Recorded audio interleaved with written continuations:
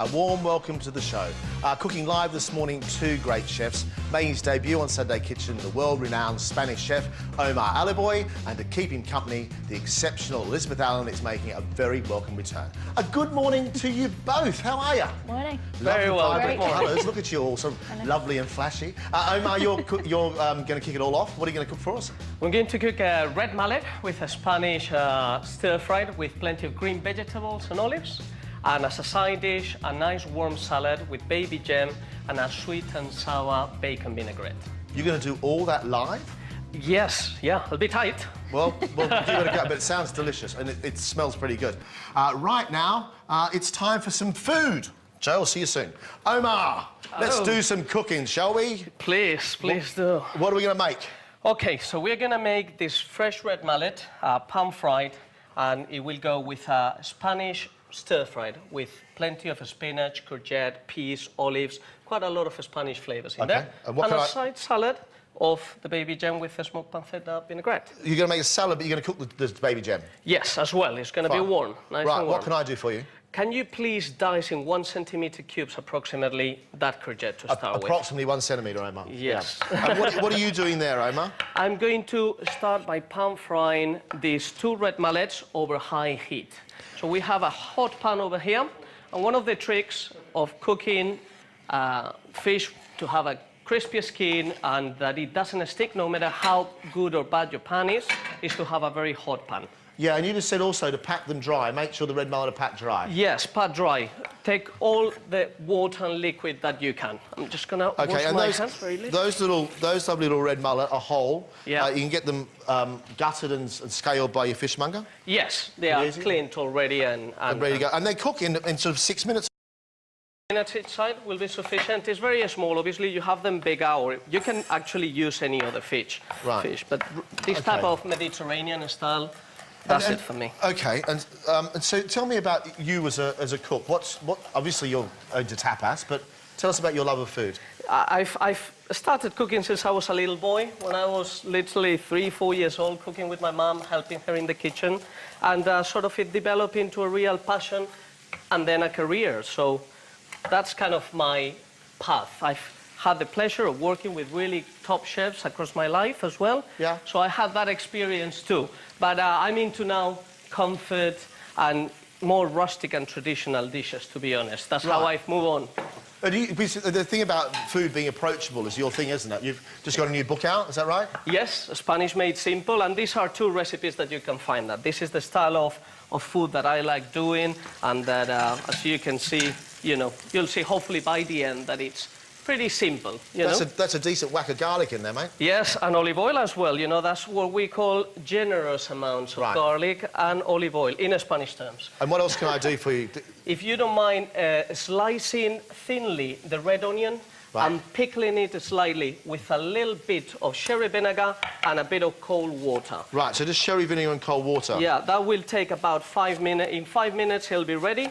And then after that, if you can just dice that lovely smoked pancetta that I have over there, that will be lovely. So you've got lots of processes going here, but each one individually can be used for other dishes, do you think? Is that the deal? As well, absolutely. I mean, the baby jam lettuce, I could see it working very well with other things on top as well. And making a simple pickle like this, just with some red onions and some sherry vinegar and stuff. Very much as well. We could do, what could we do it? In other salads as well. Right. And I've just added a bit of black olives, courgette, and frozen peas. You don't need to defrost them, straight from the freezer. That's how I do it at home, to be honest with you.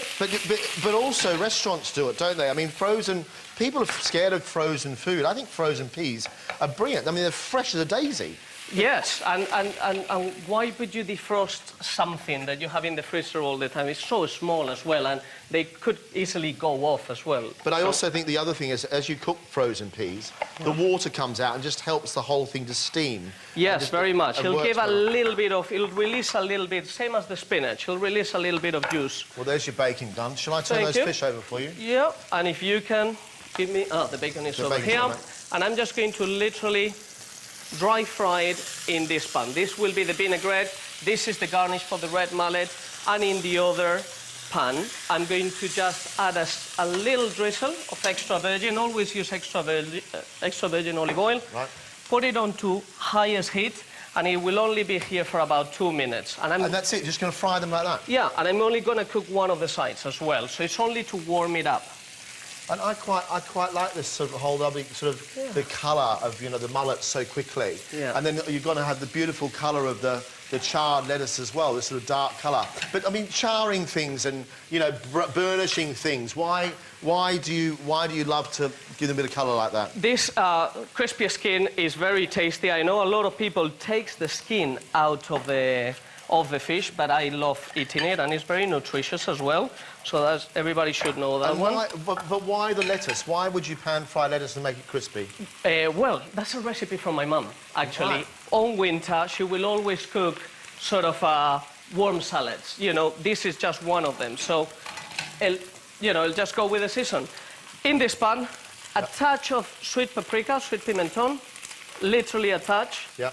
Okay, otherwise it will smoke too much. And I'm just going to add a good amount of sherry vinegar. You like your sherry vinegar, don't you? Yes, that is our vinegar, as you know, with the sherry wine as well. Of course. And, and the other thing I really like is the way in which you're cooking the bacon. No oil at all, just the fat rendering it down, but quite a high heat. Yes, high heat purely for I could do it at medium heat, but we don't have the time. So Right. I'm just seasoning it with a bit of salt and pepper. And this lettuce, by the way, I'm switching it off. Right. I've switched off the red mullet because it's so thin that it's going to cook as well very quickly. And give a little saute to this, and that's nearly ready. I'm going to switch this one off. Well, whilst you switch that off, I'm just going to tell the world out there that, of course, they can ask the question anytime they like. Give us a ring if you want to on 0330 123 1410. That's 0330 123 1410. Calls will be charged at the standard network rate. Look at that. Yeah. I love that, the heat coming from that pan, and then to that you're adding what? Bacon is crisping up. I've had the paprika, and now I'm going straight with the honey, otherwise the paprika will burn. It's a finely grinded spice and quite quickly can go bitter, so it's better. That's very clever. So you're stopping the paprika from burning by adding the honey? Yes. The honey reduces and makes it all sticky? Yes, and now with sherry vinegar, and because that's not enough, I use that little bit too. And don't put your head too close, otherwise you get a bit intoxicated. Wow, that's strong. That's proper sweet and sour. Yes, a little bit of salt and pepper too to finish off. And I can start plating up. That fish must be about ready, I must say. It's amazing, isn't it? Because I think people with fish, I always say to them, if you're going to cook fish for half as long as you think it needs to cook for. Yeah. Do you know what I mean? If you think it's going to cook for 10 minutes, cook it for 5. Yeah. Because it will be cooked. I mean, I just think, you know, fish is so simple and people play with it too much. No, and my mum take the skin off mine and grill it, because I'm really keen for the kids to have the skin, because it's so good for you. But my little boy loves crispy skin on anything, really, so I'll kind of take it separately, otherwise I overcook the fish. Yeah, that's it, take the skin off, then cook the skin separately. Yeah. Good job. Top Look at you, proper cook there. Food fact. Right, so this is that. So that's the courgettes first. That's the lettuce. Look at that, that's beautiful. Take a look. It's nice and golden, but the other side is not cooked. But interesting, so it has warm up. All the chefs think it's really trendy to be scorching lettuce and leeks and stuff, and your mum's been doing it for years. For years. Yeah. There you go. There you go. Yeah. So we now know it's Omar's mum who's caused the culinary revolution. She was avant-garde for her time. So, lovely crispy skin. Beautiful lovely fish that cooks very quickly. So and the colours, convenient. I mean, the colours of courgettes and peas and olives all together. Yes. Beautiful. And now the vinaigrette, take a look. I've just added a little bit of chive, and I'm just going to spoon it over the top. It smells... If you don't have enough of the fat, you could add some extra virgin olive oil on top. Right. But take a look.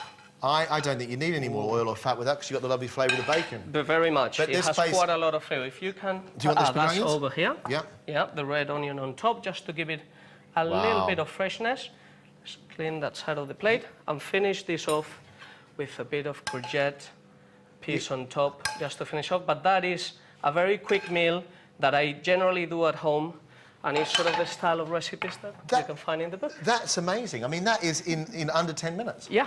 Tell us what it is, Omar. Red mullet, pan-fried with a Spanish stir-fry with courgette, black olive, spinach and peas, and a warm salad of pan-fried baby gem lettuce, bacon, sweet and sour, vinaigrette, and a bit of pickled red onion. It looks fantastic and smells amazing. And whole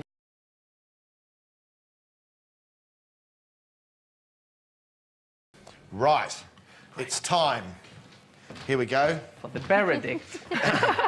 Welcome to Sunday Kitchen, Joe. There you This is go. such a hard job. Yeah, terrible, isn't it, eh? Tough life. Okay. Fish for breakfast. Yeah. Yeah, absolutely. That smells amazing. Ah, it's not bad, is it? But there's the smell, and also the thing that, like, the pickled onions will go with the fish. Yeah. But the smell is just beautiful. Are we going for Absolutely it? beautiful. There, Joe, you're going to get stuck in there. I am. I'm going to go straight for the fish. Good on you. And This people looks think very that healthy as well, all of this. it really is as well. Maybe not That's the kind bacon. of, I'll go as straight I for said, the I bacon. cook this frequently. Right. So I know this dish very well. Well, watching you cook it, you can see you cook it quite a lot, that's for That is sure. gorgeous. Well, Omar's mighty mullet needs a vibrant vino to go with it. Peter Richards is on the case, but before he chose a wine, he went to a cider farm because it's apple harvest time.